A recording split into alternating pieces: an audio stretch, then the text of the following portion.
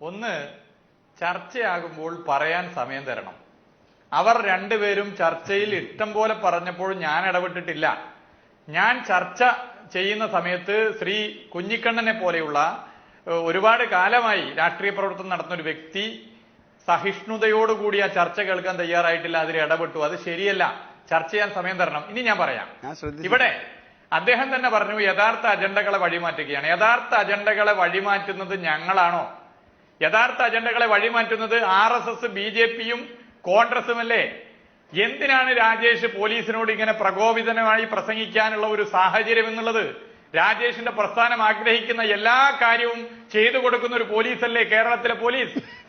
RSSകാർക്കെതിരെ എന്തെങ്കിലും കർക്കശമായ നിലപാട് കേരളത്തിലെ പോലീസ് എടുത്തിട്ടുണ്ടോ?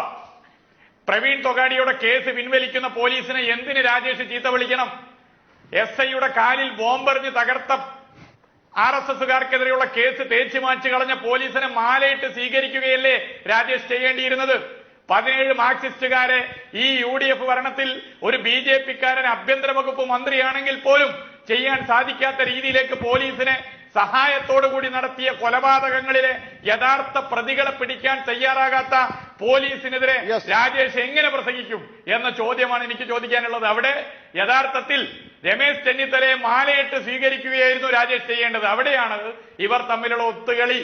അജണ്ടയെ വഴിമാറ്റാനും ജനങ്ങളുടെ ശ്രദ്ധ ഈ ഒത്തുകളിൽ നിന്നും മാറ്റിത്തിരിക്കുവാനുള്ള ബോധപൂർവമായ BJPയുടെ സംസ്ഥാന നേതൃത്വം അറിഞ്ഞുകൊണ്ടുള്ള ഒത്തുകളിയാണ് രാജേഷ് തരുന്നില്ലേ ആഭ്യന്തര വകുപ്പ് എന്നാണ് ചോദ്യം. റിയാസ്, ഈ അരി എത്രയെന്ന് ചോദിക്കുമ്പോൾ പയറഞ്ഞാഴി എന്ന് പറയും പോലെയാ. ഞാൻ ചോദിക്കട്ടെ, ഞാൻ തിരുവനന്തപുരത്ത് ജീവിക്കുന്നതാണ്. പോലീസുകാർ